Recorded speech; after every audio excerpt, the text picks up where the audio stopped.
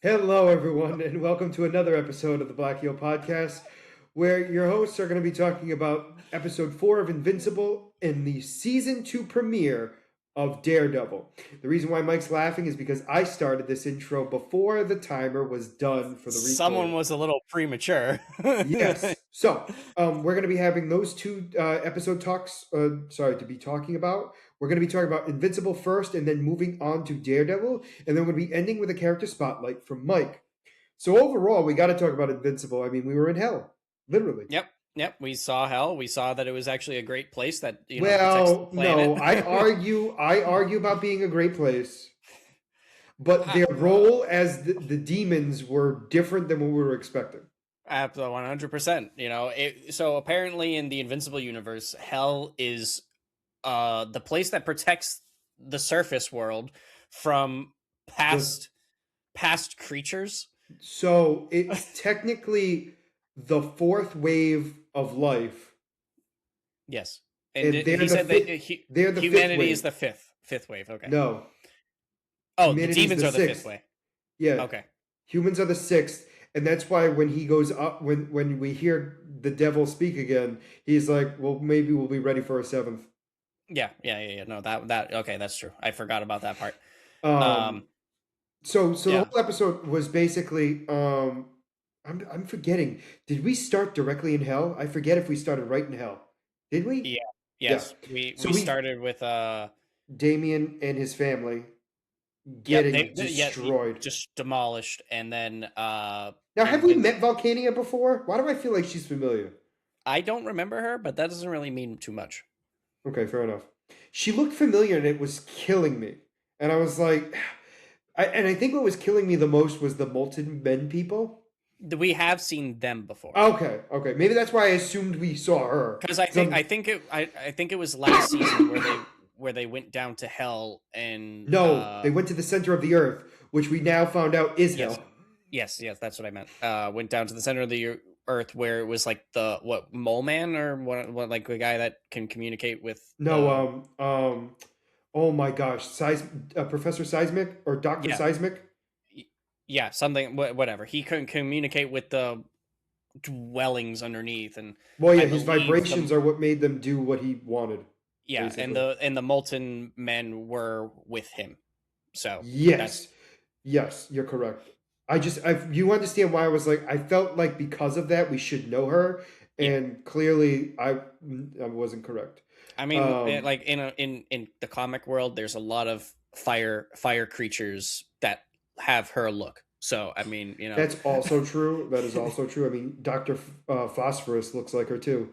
yep, just a Um, different color. So I mean, yes, yeah, no, you're completely correct. But yeah, so overall, I mean, so we're in hell, and we also find out that their Dark Wing, is that their family name? The Dark Wing. Um, no, not uh, Darkwing. uh, I th- wasn't it Dark Blood? Dark Blood. Thank you. No, because Darkwing is somebody else. Um, so yeah, so the whole idea is they're in hell and they're trying to basically take the crown back, quite literally, for Satan, Yep. against Volcania, and Volcania is just getting demolished, but then reanimating herself and then killing them. She was playing with them. She was We letting found that out herself. after, but this first Yeah. time it wasn't 100% clear that she was playing with him.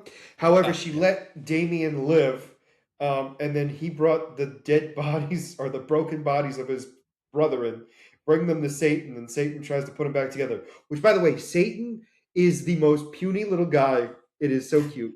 without his crown. Yeah, he is voiced by none other than Bruce Campbell, who is a horror legend who unfortunately has to deal with cancer right now. Oh, does he?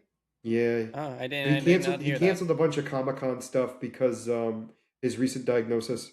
Oh, that's sad. I don't think Wish him. it's as awful as it sounds. Not that it's ever good, but I don't think it's so bad that it's like really bad right Either this way, he needs second. to have it treated. Correct. But Yeah. what I Well, meant was like it's not like it's terminal right this second. yeah. Well, obviously, wish him the best and whatnot. Hopefully. No, 100%, 100%. He is a wonderful actor. I actually love everything he's in. There's not a single thing that he's been in that I didn't like.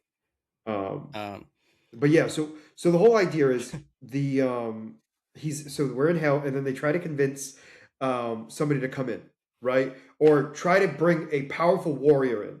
And so the thought process is it's going to be Omni-Man. Because frankly, Damien isn't aware what's going on in the surface world. Yep. Which to be fair makes sense. Yeah, yeah.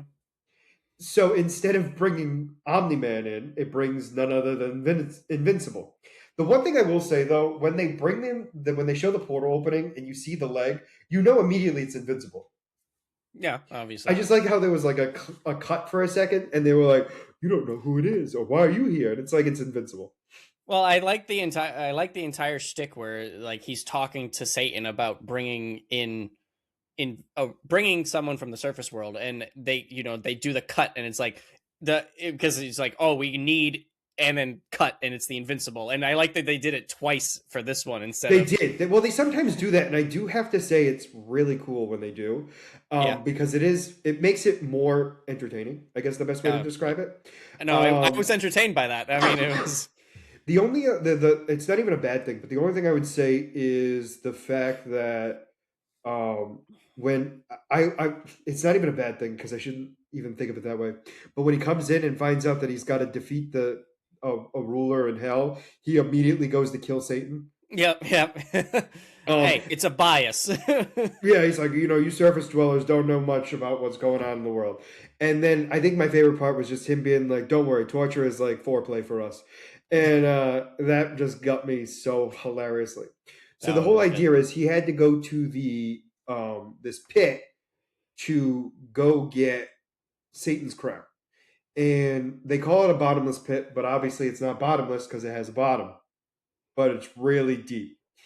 So they did a great job of not showing this fight because I have to say this was actually really smart on their part because they've talked about this about like cutting corners on like Yep. the non-important battles, Yep. It and I saves on cannot budget. correct, and I can't get mad at them because it worked out like they do it in such a way where even though they admit it, it you're not prepared for it, Oh right? yeah, no. So This one was a way that it worked out perfectly, like you said, where you just take the other character, toss him away, and it's like, I'll be back, and it just like it was comedic because he's he's obviously fine Damien. until he's really getting down there and he's getting close to the ground. He's like, "Invisible, invisible." And then you just hear in the background the fighting, and it's like, you know what? I was like I said, this episode entertained me. Yes, I mean this was definitely like it wasn't like your stereotypical filler because it's still it was enough to get Mark to realize that not everything's what it seems like, and he's got to Mhm. get over that. And I think that's I one mean, of the it's one of those things too. It like tackled one of the subplots that were going on in past seasons because yes, the well, show two. introduces two sub. Well, yeah, so it resolved one and kind of continued another one. Because this show has brought so many subplots in on these few seasons that we've had, and But they've done a great job of bringing them back. Like, oh granted, yeah, no, the they have been. I'm not taking that away from them, absolutely. And the Mummy is I don't still the know. best. The Mummy Yeah, was still the best. I just like how she's left alone because Invincible gets summoned into hell, and it's all of a sudden just her going, "Well, at least I'm safe here." And he's like, "No, I'm going to take you because I can't stand it here anymore." And she's I'm just so like, done. "Wait a minute, wait. You mean to tell me that you could have taken a woman at any time and you chose not to? Misogynist." And then she's like, "Oh no," and then gets possessed. That one was funny. It was two. It was like a minute or two, and Oh it no, worked. but that's how that storyline has been. It's been short, Yeah, quick things, and then as soon as she gets out of the pyramid, she's just like, ah, I have to Invincible walk. flew you here. Yep. No, I that one's good. I'm curious where that's gonna go. Obviously, I have a feeling that every season we're gonna get a little bit more. yeah.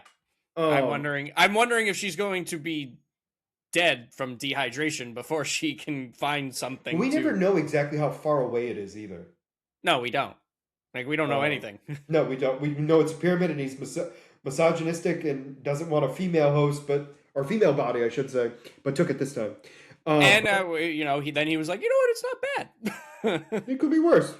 Yep. So Um, I don't know if you saw this, but this episode, I believe I saw that it was rated the lowest of the series so far. It got like IBMD rated it like a 6.5 out of 10 or something. Which like so what I can understand it. Mike's thinking of it as religious reasons. No, no, actually not at all. I mean, Oh. that's that the critics know how to separate the religious and political stuff from just what the entertainment is. It's the audience that doesn't. That's fair. But no, I 100% believe that the audience is going to hate this episode because they were criticizing heaven and praising hell and whatever. Yes, well, they were still mocking it. It's like not some being in the sky that's some all powerful whatever. Although I have to say, I did find it funny that the demons and the Satan didn't know that aliens existed. I thought that was kind of funny. That was the most odd thing of all because but again, they've been underground for an entire for centuries, millennia. I think it was, because it was they long time when the dawn of man came, they were already underground because when the fifth wave had to be underground for the sixth wave to start. Yeah, true. But no, what I was going to say was I can understand it being so low because of the fact that like overall, like progressing the whole plot of the show, it didn't happen. This technically it literally was the last could be a filler, but the last 2 minutes of the episode pushed the plot forward. That was it. Yeah. And we didn't even get anything other than hi, son. Yeah, exactly. Basically. We didn't touch we barely touched on the fact that Eve is pregnant. We got a little bit of that, but well, I liked when she talked to William, who is it a different voice actor? He sounds so different. I agree. I took it as like him just because when we first saw this, they were younger and now they're getting older, so like the voice changing. No, I'm not questioning. I just it feels like he's also not a main character, so it's not like the end of the world either. But it just you could be right with the character, the voice actor changing. That I'm just saying, like when I heard it, I was like, oh, this might be the reason. No, it's fair. But yeah, it was. I just like how he's just like I think you need to tell Mark and not me. Like anybody but me. Anybody but me. Not me. Anybody. He's like, oh, don't worry, I'm still here for you. I'm like, I'm still here for you, but like anybody else. Anybody else.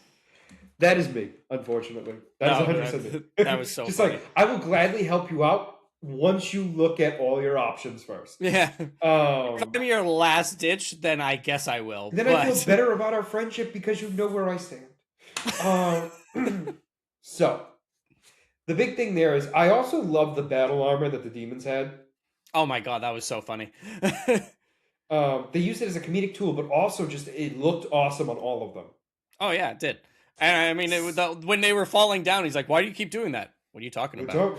I loved that it was just like, what's your problem? It's like, on what world does it make sense for you to have to like take off your helmet like and put it back on so quickly that it would need to be done this way? And he's just like, it's just how it's always been.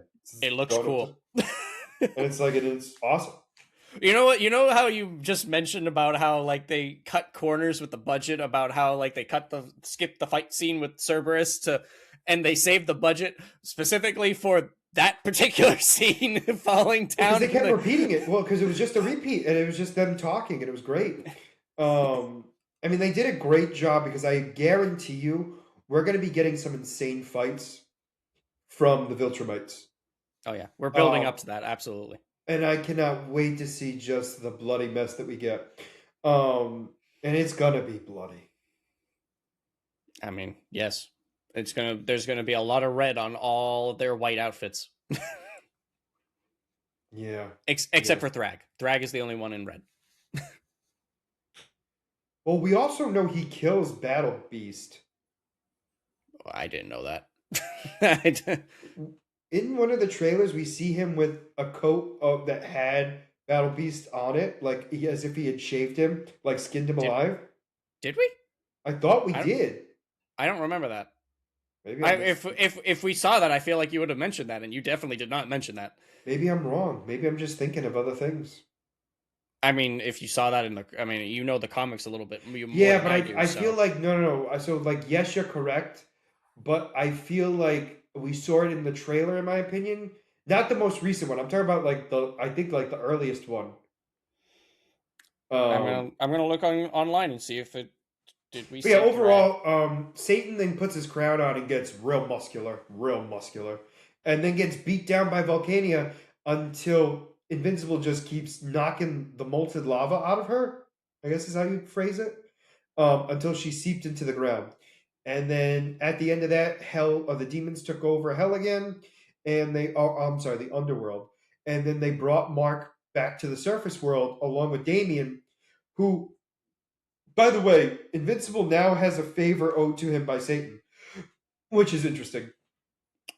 Oh, okay. So, um, they said no. Thrag it was not seen killing Battle Beast in the Invincible trailer, but in the comics, it is a very anticipated fight in later issues.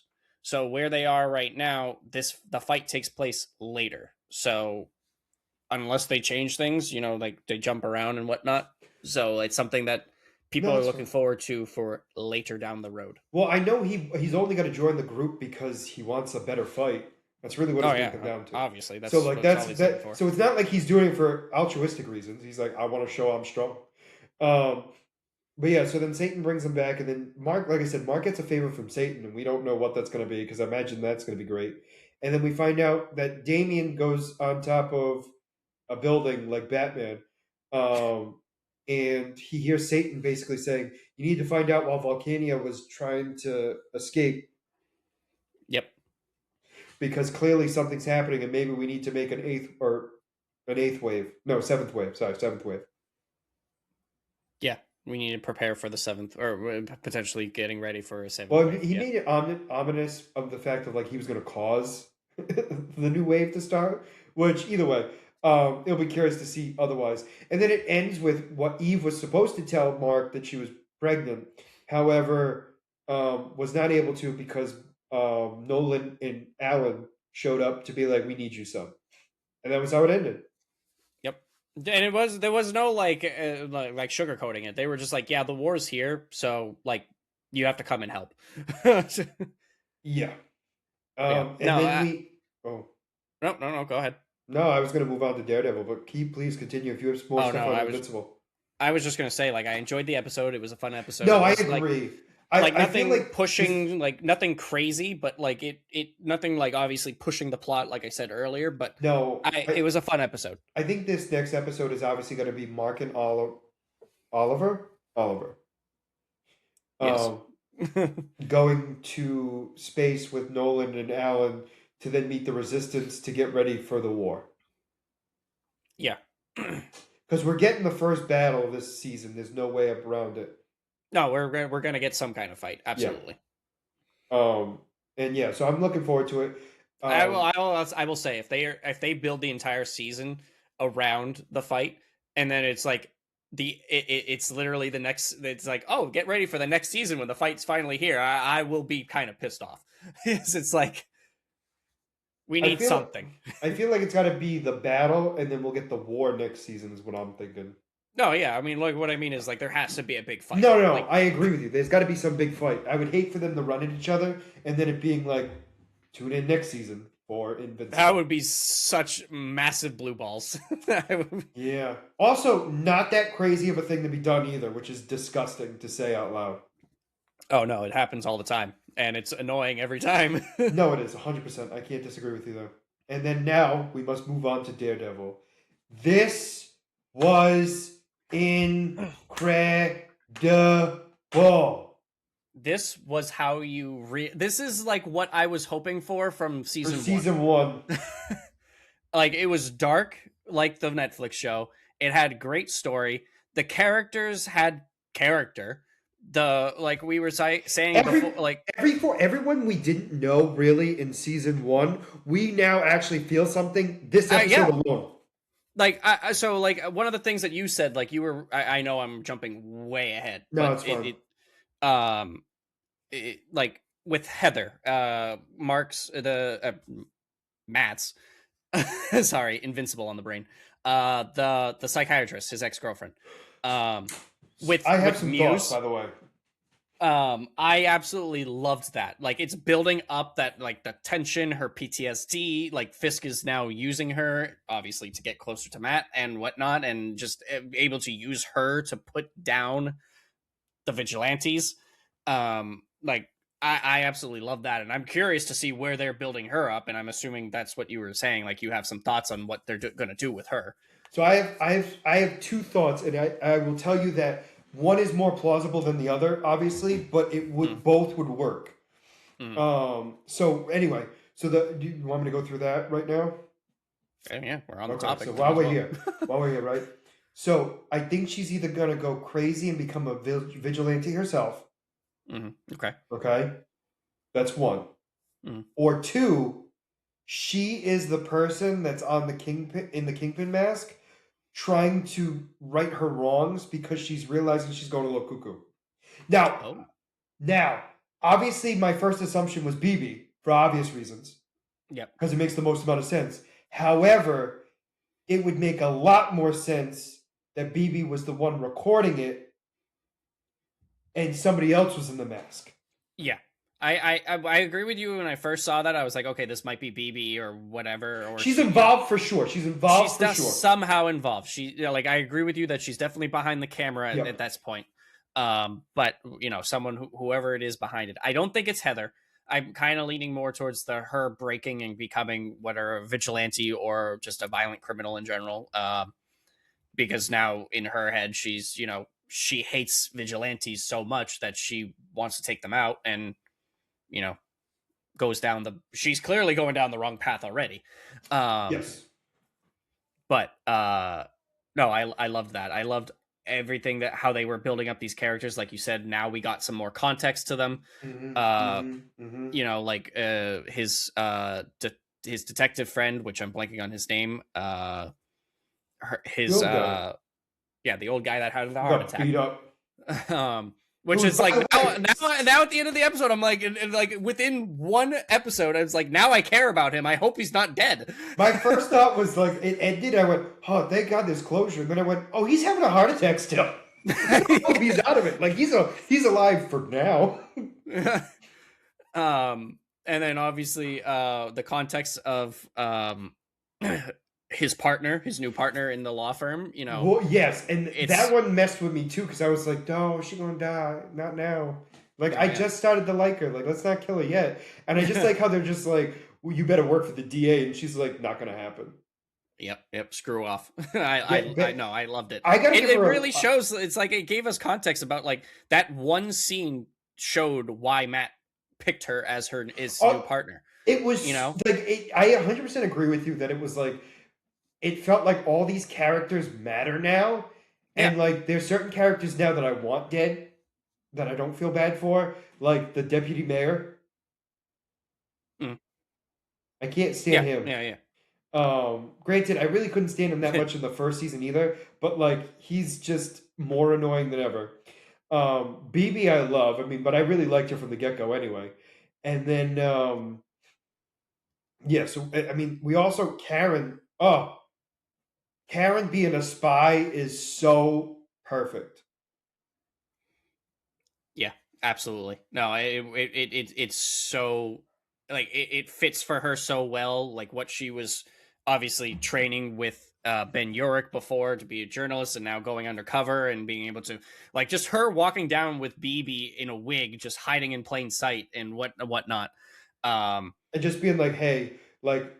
Don't die like the rest of us. That's like don't die and we'll be doing better than everyone else. Like, and I hate saying it, but it's like it's so accurate. No, it is. I mean, when you're in that kind of work, it's like if you can survive, you're doing justice to those that came before you. She was so right. It gives me nervousness because we're like I know Karen obviously is a mainstay for the first three, but it's like anytime it's well now 4. Well, yes, now 4 seasons. But no, she wasn't in the 5. Well, yeah, but she wasn't in season 1 of Born Again. She was there for a couple scenes and that was it. Oh, okay. She was in more Punisher than anything else. Yes, actually that's true. But no, it gives me like PTSD from The Walking Dead, because it was one of those things where when a quote unquote side character gets the spotlight, it's like, okay, they're gonna be dead soon. So it's like, don't tell me, don't tell me they're gonna pull the trigger on this one too. I definitely feel like there's going to be a lot of death, even though we're getting a season Oh, three. yeah. There's got to be a lot of death. But yeah, the one thing I will say I was surprised about, only because they obviously hyped her up in the trailers, was we didn't get Jessica Jones. I thought we Yeah, might not yet. I sneak- mean, I didn't think we were gonna get her to be. For me, I didn't think she was gonna be in this episode, just because they were they had to really build up what was going on, and Yeah, I guess you're right. I feel like that would have just been going too much right away. No, it makes sense. But you I mean, get I my think point. obviously, That was the only they thing. were, yeah, but obviously, like they're hinting at it, where it's like, okay, we need more reinforcements. We need, Karen's like, I'm gonna make some phone calls to get, what? Do you think Heather turns into the next Muse? It could possibly be, Anyway, sorry. And my apologies. That was just so like out of left field. Like, we were thinking, way past that. I know, but I was just thinking of just like what we might be seeing, because like the big thing that I was surprised about is Kingpin not being the boss. Oh Like, yeah, Matt. I loved Matthew. Matt Mr. Lither. Charles. Mr. Charles. Sorry, he was fantastic. Mr. Charles.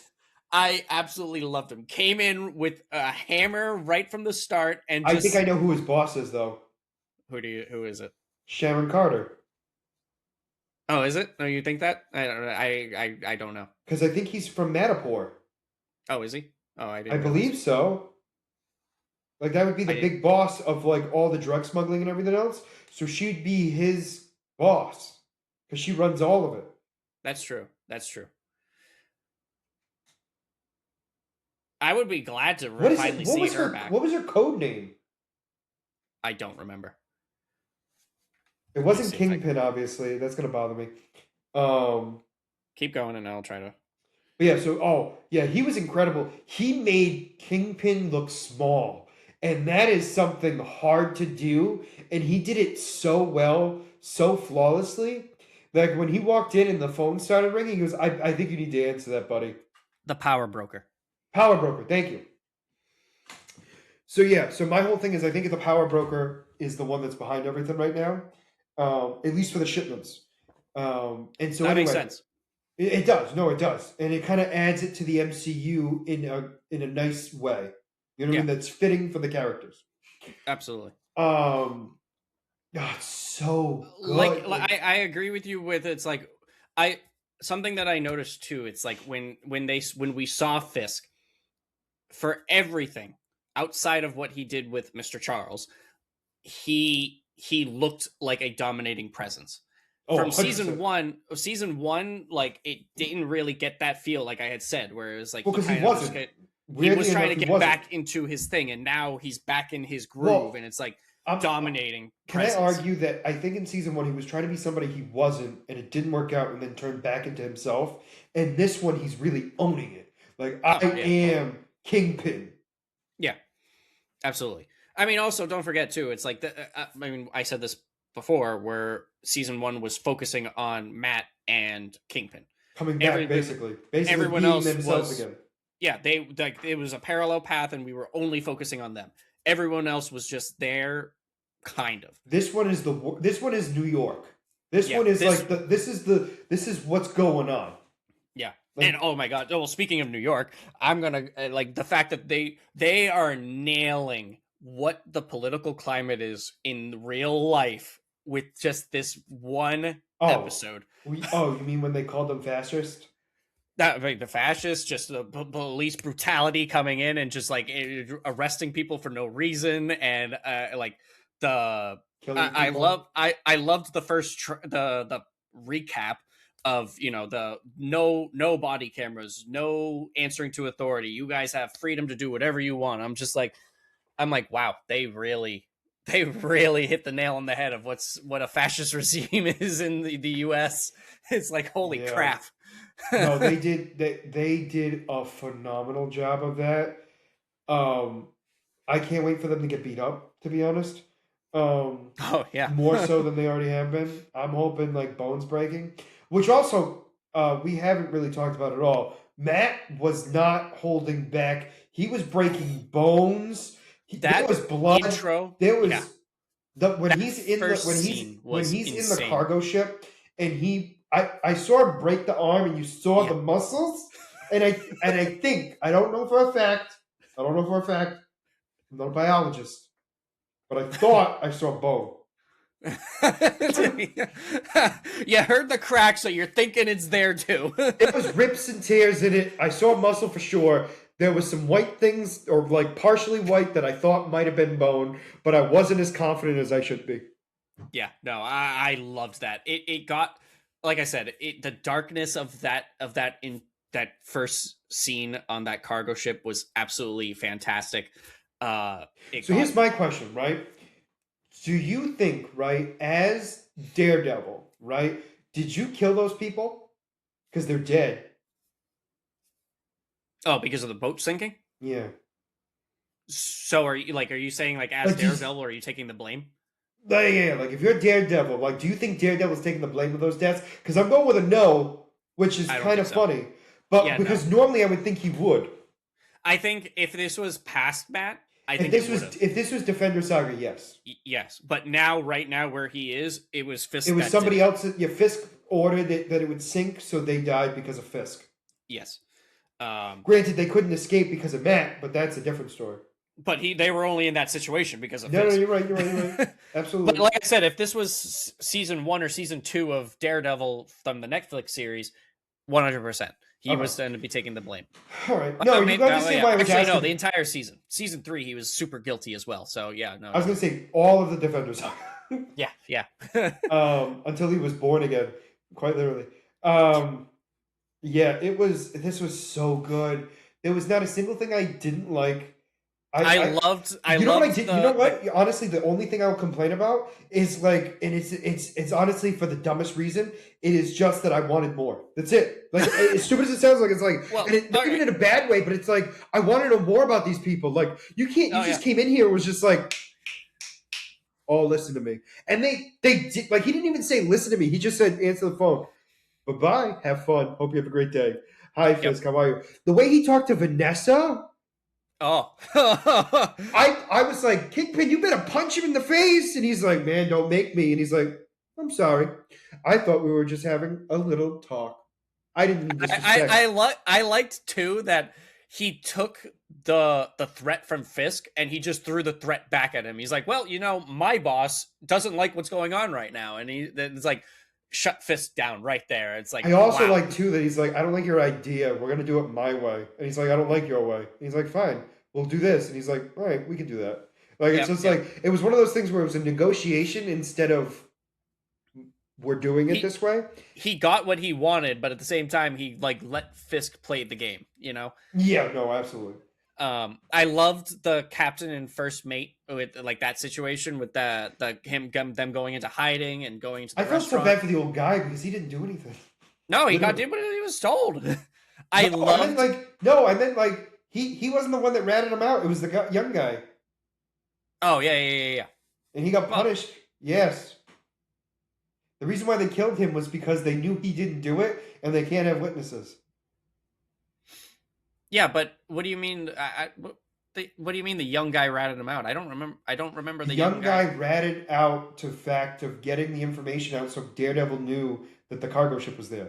We found out. Okay. We thought it was both of them. It turned out to be only one of them, but yet they knew they'd be blamed, so the old guy was running too, but he got captured, and the other one didn't. Also, the swordsman was getting his butt reamed by the psychiatrist, man.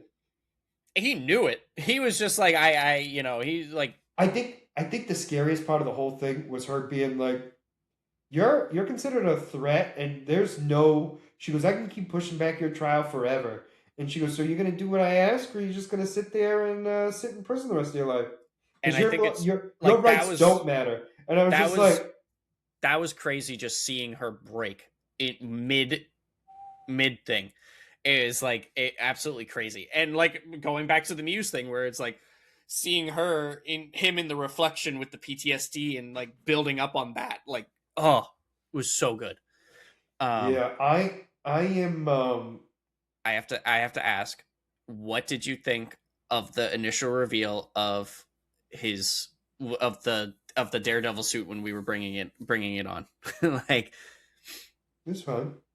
oh, you didn't nothing else. You weren't excited. You weren't happy with it. Like, I mean, it was nice. It was great. All that stuff. I feel like they didn't.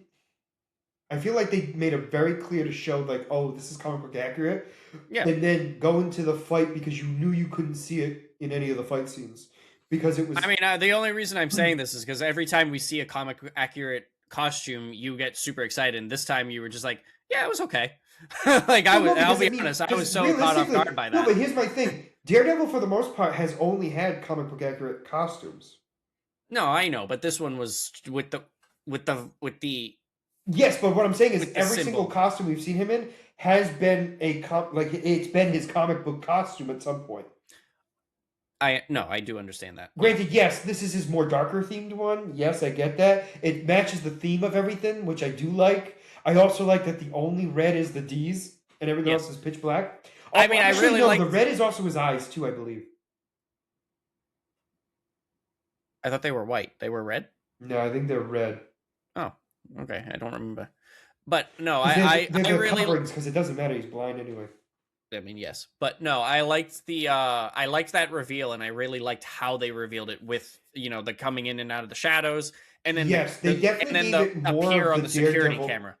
Well, yes, I also like too that with that whole scene gave us like what Daredevil is, and he's basically the Batman of Marvel.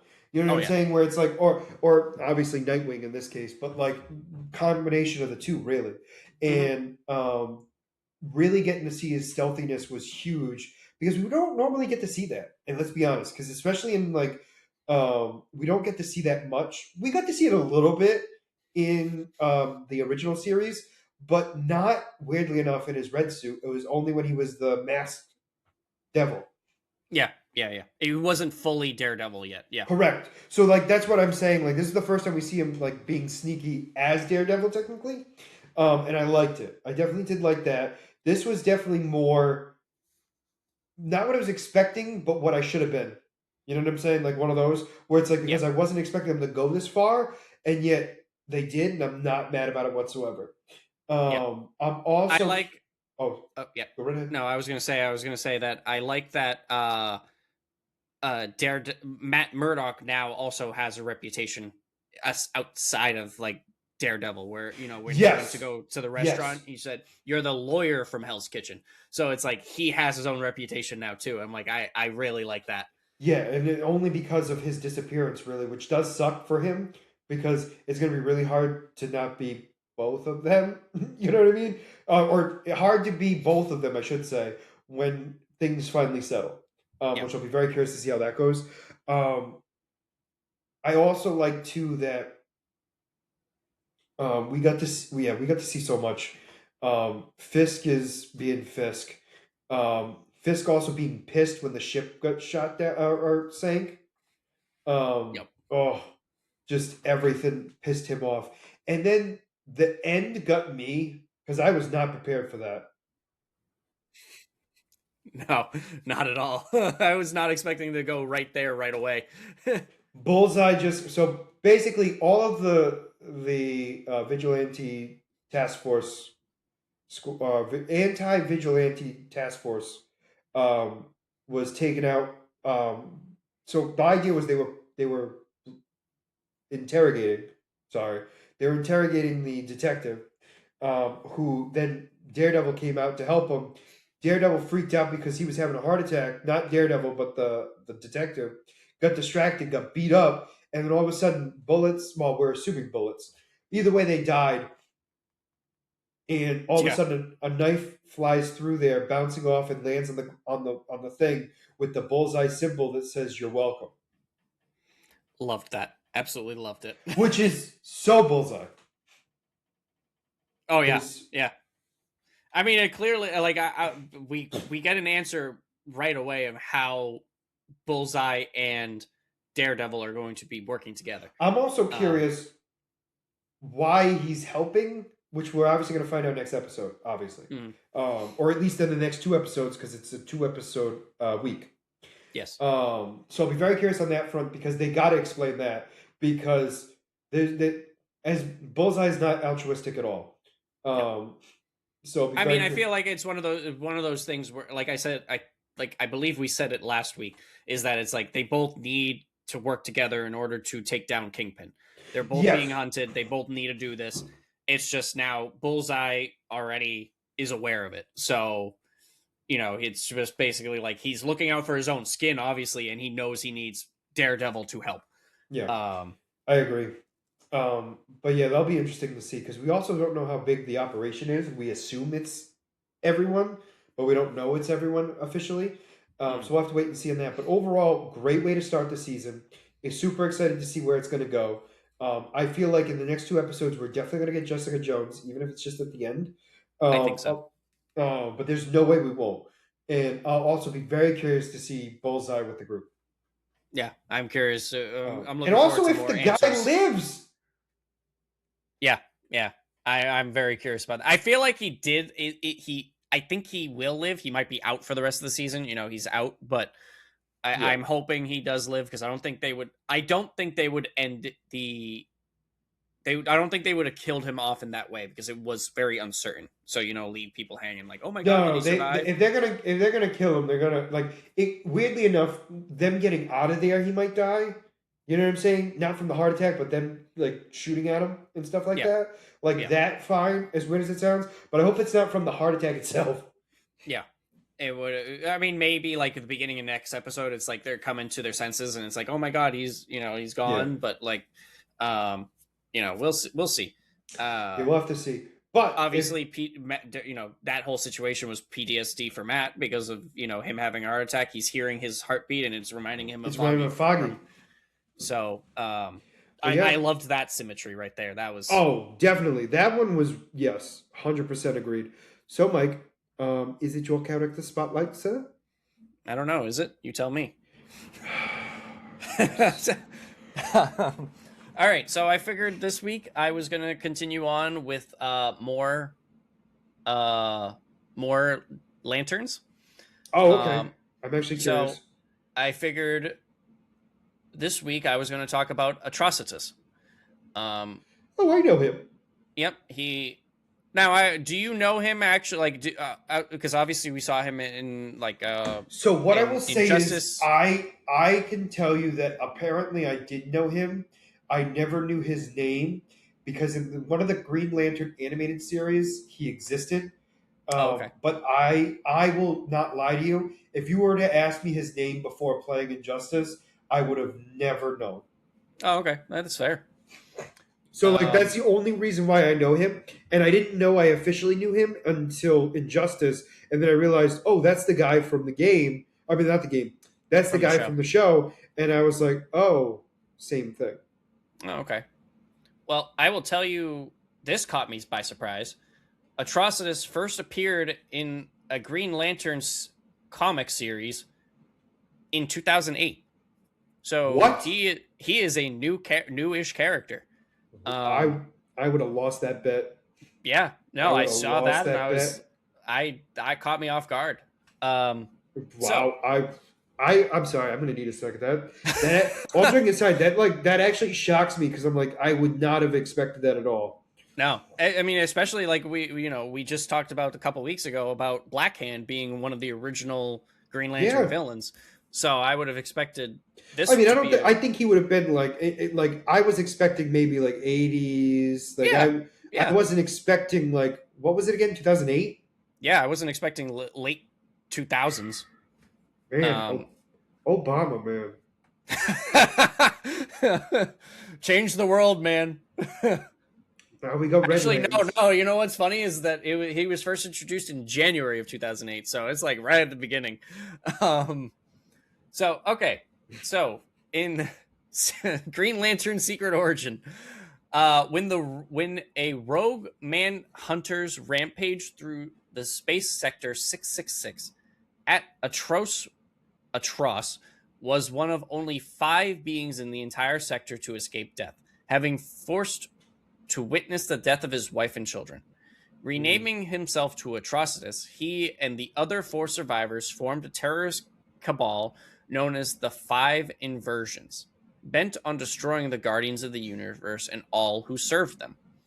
The 5 Inversions performed a ritual which allowed them to peer into the future and discover the prophecy of the Blackest Night, which decreed the end of all life. Forming the Empire of Tears, the Inversions attempted to destroy the Guardians, but were defeated and imprisoned on the planet Yzmalt. Yzmalt? Y-S...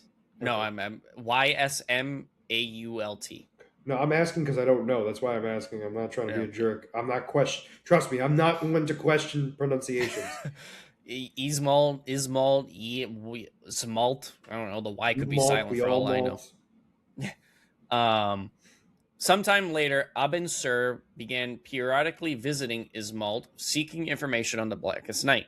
He went so far as to free Atrocitus from his imprisonment so that he could lead him to Earth, the prophesied birthplace of the Black that would one day end the universe.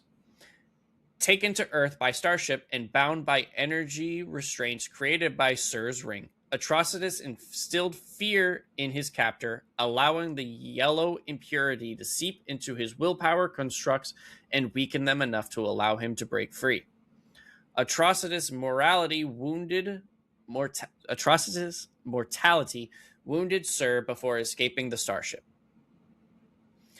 After landing near an airbase and killing an unspecified number of Air Force troopers, Atrocitus recited what would later become the Oath of the Red Lantern Corps, and performed a ritual that told him the name of the Herald of the Blackest Night, William Hand. Mm-hmm. Atrocitus created a device using stolen gun parts that acted as a cosmic divining rod and used it to lead him to William Hand. Once he tracked down the human who, it said, would play a prominent role in the coming of the Blackest Night, he attacked and planned to take Hand's innards back to Yzmalt. However, Sinestro and the rookie Green Lantern, Hal Jordan, intercepted Atrocitus, taking Hand to safety. Defeated, Atrocitus is contained by Sinestro and brought to Oa. Atrocitus is later returned to Yzmalt by Sinestro, where he prophesied that Sinestro's home planet, Korugar, would erupt into chaos and disorder. Through this act, it was implied that Atrocitus planted the seeds of Sinestro's later fall from grace. In the aftermath of the Sinestro Corps' war, Atrocitus forges a Red Lantern power battery utilizing the power of rage. He intends to kill Sinestro, who had long since abandoned the Green Lantern Corps to forge a corps in his own namesake. Atrocitus also kills the other members of the 5 Inversions, using their blood to create red power rings and power batteries. Atrocitus dons a power ring, becoming the first Red Lantern. The Red Lanterns... first time we've had Red Lanterns, really, was in 2008? Apparently. I thought they were around forever. Sorry, I apologize. That throws me off. I'm gonna look it up. When, because I don't know if, because it could be the first one for that group, that storyline. This is Atrocitus' story, so it could have been around, and now we're getting the intro. No, I'm talking about this universe. It's the first time for that, but there's been multiple universes, so it might not be the first time there's been a Red Lantern ever, but the first time there was a Red Lantern in, let's say, New 52. That's fair. Introduced to DC Comics. Let's see. Oh, no. Literally, the Red Lanterns were first introduced into December. Were first introduced in 2008. Kind of mixed whole thing. Because it says, oh, you know what? Because Atrocitus first appeared in January, but I think it's saying that the Red Lanterns were not introduced until December. I got you now. Wow, I would have thought that they were older. I 100% would have agreed with you. That's crazy. Let's see. The Red Lanterns interrupt a fight between Sinestro's forces and the Green Lanterns, killing members of both sides without discrimination. Sinestro is captured and taken to Yzmalt for execution, and Hal Jordan is left for dead in space. After bringing Sinestro to... I'm tired of mispronouncing this name. I'm just going to call it Malt from now on. After bringing Sinestro to Malt, Atrocitus nailed him to a cross to await his execution. Unlike the Guardians, who preferred a quick execution, Atrocitus intended to make Sinestro suffer, first by taking revenge on everything he cares for. When Hal Jordan and the Blue Lantern Corps arrive to recover Sinestro, Atrocitus reveals another prophecy to Jordan, that the Guardians will one day take his greatest love and he will become a renegade once again because of their actions. Although Sinestro believes that Atrocitus' prophecy could be a form of revenge psychology to instill fear in Jordan of his past actions under the influence of Parallax. After rescuing Sinestro, the Blue Lanterns began to leave, but Jordan wanted to go back for Lyra, whom Sinestro killed to save Jordan. In a burst of outrage, Jordan tries to kill Sinestro himself against the wishes of the Blue Lanterns. Jordan's rage attracts Lyra's red ring to him, making him a Red Lantern. Jordan attacks the Blue Lanterns and Sinestro until Saint Walker subdues him with a blue power ring. So Saint Walker is a Blue Lantern, obviously. Yep. That's what I kind of figured based on that. Yeah. The Blackest Night. During the Blackest Night limited series, the Lost Lanterns arrive on Malt to retrieve Lyra's body, but are opposed by Atrocitus and the Red Lanterns. During the conflict, several black power rings descend onto Malt, reanimating the bodies of Lyra and the 5 inversions. Atrocitus agrees to help in the fight against the Black Lanterns, but promised to kill the Guardians when the conflict was over. When the Corps... old as time. Yep. When the Corps leaders and their deputies are being attacked by a Black Lantern Spectre, Atrocitus senses the spirit's true nature despite being influenced by the Black Ring, an embodiment of rage and vengeance. Atrocitus desires to harness the Spectre's powers for his vendettas against the Guardians after the spirit is free from the Black Lantern Corps. When Parallax frees the Spectre, Atrocitus attempts to convert him into his own rage entity, but fails, the Spectre warning him that the true rage entity is not to be trifled with. Following the defeat of the Black Lanterns, Atrocitus returns to Yzmalt and is soon after approached by Ganthet and Guy Gardner, who ask him to join them in an as yet unidentified mission. Despite his utter hatred for the Guardians, Atrocitus agrees, sending the Red Lantern Belize to assist Gardner. Sometime later, he appears in New York City with Dexstar in search for the emotional spectrum entities. Dexter's the cat. Yes. Is it? Yeah. Oh, yeah, that's right. Now I'm remembering. Yep.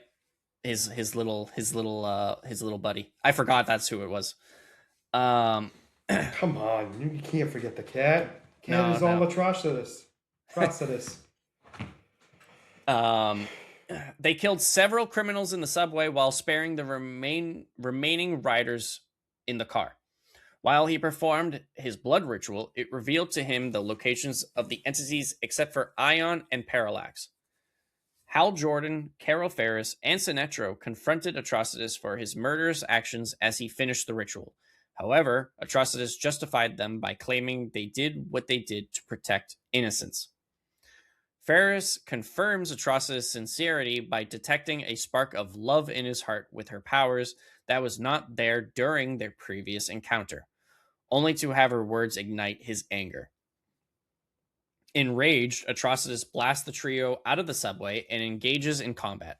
During the brawl, it is revealed that Atrocitus has learned how to create construct with his powers. Their fight is then interrupted as Lobo makes an appearance, incapacitating Jordan. Wow, I could not say that for some reason. Incapacitating. Yes, thank you. You're welcome. I actually know that word. The Lanterns join together to fight off Lobo, with Atrocitus revealing that he is on Earth to stop the being who is capturing the emotional entities. Atrocitus locates the Butcher, who is about to possess a man whose daughter has been killed by a death row inmate. Despite the Spectre's attempt to stop it, the Butcher succeeds, killing the criminal. The Butcher attempts to possess Atrocitus, revealing that Atrocitus had a wife and children who were killed in the Manhunter's attack. With the Spectre's help, Atrocitus wards off the Butcher and imprisons it in his power battery. The Spectre attempts to judge the man that the Butcher possessed, but Atrocitus argues that his method of judgment is flawed. The Spectre calls off his judgment and is unable to judge Atrocitus, discovering that his mission is a holy one.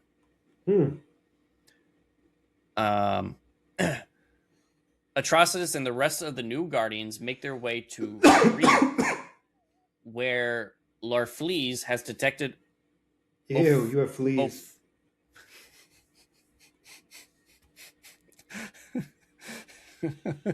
There's no reason that should have caught me off guard the way it did. You know, I literally saw that and I said, I bet Scott's going to make some kind of stupid flea comment. And then you did it and it still caught me off guard. The fact that you were mentally prepared for it, you still got hit by it. Sorry. Where Larfleeze had detected Ophidian, Crona, and the entities are nowhere to be found, but the group does come up upon the Book of the Black. Inside, they discover that it was Crona who purposely reprogrammed the Manhunters to wipe out all life in Sector 666. Atrocitus reveals that he had already known this. Lysa Drac appears and subdues the new Guardians, trapping all but Hal Jordan in the Book of the Black. When Jordan meets up with Guy Gardner at the greenhouse, Gardner reveals that the pact made between him, Gantha, and Atrocitus.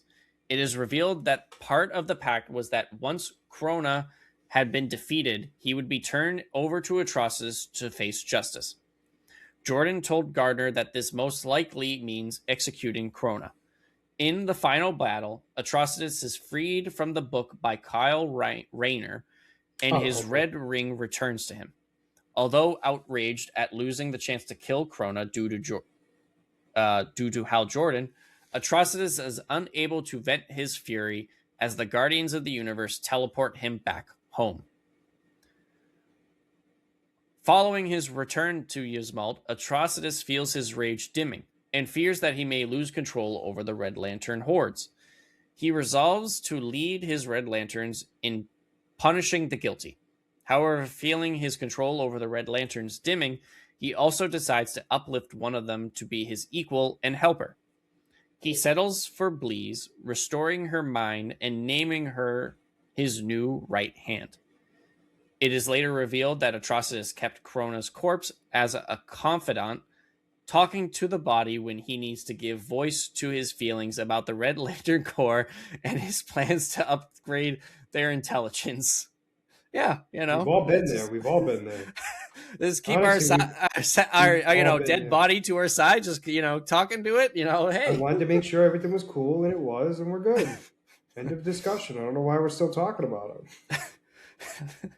After restoring the intellect of 3 additional Red Lanterns to act as a check to Bleeze, Atrocitus finds that Crona's body had disappeared and fears that he may have been resurrected. Atrocitus later learns that the entity Abysmus had stolen Crona's body and used his skin to empower himself. During a confrontation with the First Lantern, Atrocitus is shown a world where the massacre of Sector 666 never took place, but witnesses a life where he became a brutal dictator after overthrowing his world's government, even killing his wife before he is killed by his own son. Horrified at this vision, Atrocitus rejects the First Lantern's offer to make that world the reality, believing that even the loss of his entire sector is better than being killed by his own son. I mean, Although agreed. yeah, for him, absolutely. I mean, that is interesting because it's like does he want to become the dictator that ruins his sector anyways, or just let it be killed? Yeah, I know. That's kind of the thing. It's kind of weird, but you obviously don't know that until now. You know what I'm saying? Yeah, Like you don't. It's kind of like kept a secret until all of a sudden. Oh yeah, by the way, yeah, welcome to your absolutely. hell. Um, Although he briefly orders the other Red Lanterns to kill him as he blames himself for the massacre, Atrocitus later decides to use his experience to reconnect with the rage that drives his cores and leads them in the final assault against the First Lantern.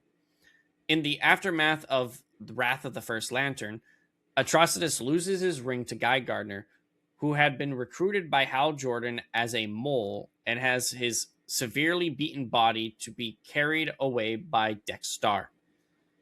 After Mhm. drifting in space for a while, he manages to merge with the Butcher, the Rage entity. Atrocitus creates hundreds of rings and sends them to Earth. However, Gardner takes away his ring along with Dex Stars and all the new formed red rings. Atrocitus survives having his ring removed and regains control of the Red Lanterns. So, obviously, powers and abilities. Atrocitus, Red Lantern, exactly the same as the Green Lanterns, Except it's powered by rage. except it is powered by Rage. Now, is it exactly the same? Because it sounds like he also like is able to manipulate using the blood of people. So, let's see. Atrocitus wields a Red Lantern power ring that is similar to that of Green Lanterns, but is powered by Rage rather than willpower. Mm-hmm. The Red Ring acts as a Red Lantern's heart and can pump their rage-tainted blood out of their body through their mouth.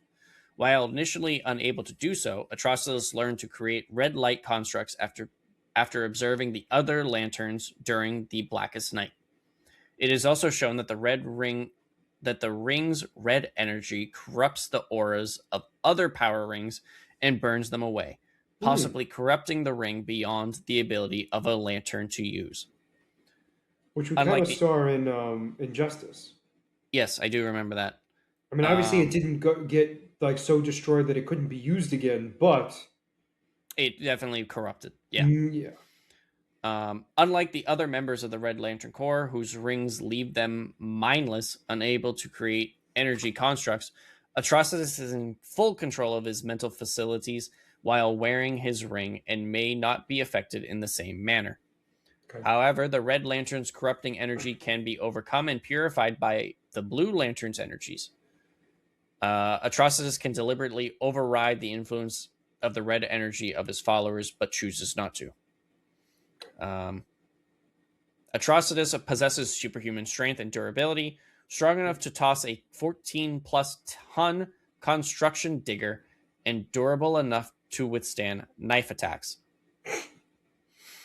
Sorry, those two things are not the same, and I find that No, to be they're hilarious. no, they're very He different. can lift a massive destruction thing, and then all of a sudden he's like, "Yeah, and he can also withstand stab wounds."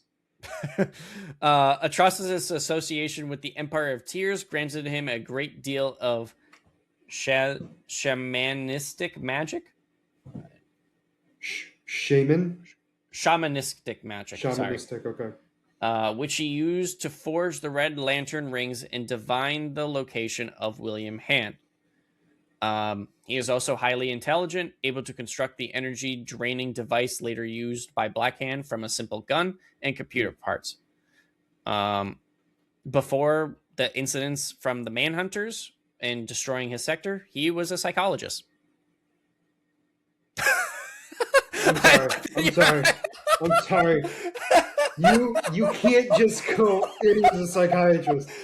You're gonna need to you're gonna have to back that up a little bit. He was a psychiatrist on his planet. Yeah. I don't think that helps. I think that's weirder. I don't know. I mean, that makes it even worse. That makes it being able to like manipulate other people into their rage all the more convincing because he knows how to manipulate people now. What's weirder is it's like that occupation's like intergalactic now. And it just messes with me even more. The fact that it's just, I wasn't prepared for it. I shouldn't have been anyway. I don't know what I was thinking.